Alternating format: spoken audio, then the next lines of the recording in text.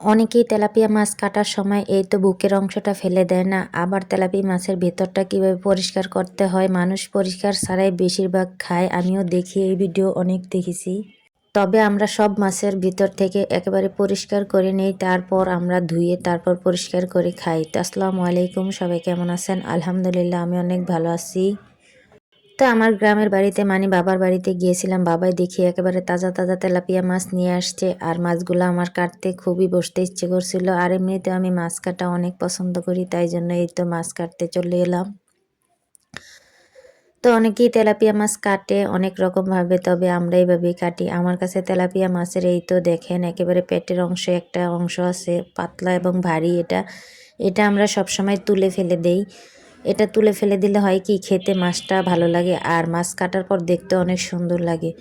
তো এখানে আমি ফুলকা সহ সব ফেলে দিয়েছি। এখন দেখুন এই যে মাছ কাটা হয়েছে। আসলে তেলাপিয়া মাছ পরিষ্কার করতে গেলেও অনেক ঝামেলা হয়, অনেক আপুরাই দেখি মাছের ভেতরটা পরিষ্কার করে না। আসলে আমরা মাছের ভেতর যে কোনো মাছই বলেন না কেন, মাছের ভেতর অবশ্যই পরিষ্কার করি, কারণ মাছের ভেতর পরিষ্কার না করলে খেতে একদম ইচ্ছে করে না।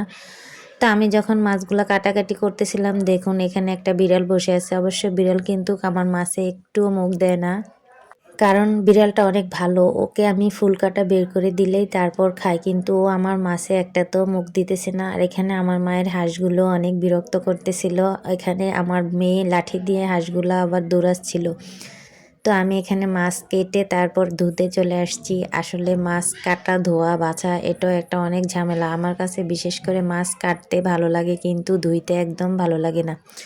তো দেখেন আমি একেবারে তেলাপিয়া মাছের সবগুলা মাছ থেকে এভাবে পেটের ময়লাগুলা বের করে দেখুন কতটা কালো পানি বের হয়েছে। আর এই কালোগুলা বের না করে অনেকেই দেখে রান্না করে, কিন্তু আমরা কখনো এই কালোগুলা না বের করে কোনো মাছই রান্না করি না। তা আমি কালোগুলা বের করে এবার মাছটাকে এই বালতির ভেতরে একেবারে ভালো করে ঝাঁকিয়ে নিয়েছি।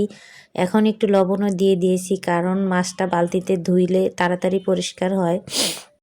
তো আমাদের গ্রামের বাড়িতে ট্যাঙ্কিও আছে, আমি ওইটাতে ধুই না, যেহেতু ট্যাঙ্কির পানি অনেক ঠান্ডা আর কলের পানিটা গরম ছিল, তাই জন্য কলের পানি দিয়ে ধোয়া বাসা করে নিই। আর করতেও খুব ভালো লাগে। তো দেখুন তেলাপিয়া মাছগুলো খুব সুন্দরভাবে একেবারে ধুয়ে ভালো করে একদম পরিষ্কার করে নিয়েছি। আসলে মাছ কাটার ধোয়া ঝামেলা অনেক পরিষ্কার। আমার মাছ কাটার ধোয়া কেমন হয়েছে অবশ্যই জানাবেন, আমরা এভাবেই সবসময় পরিষ্কার করি।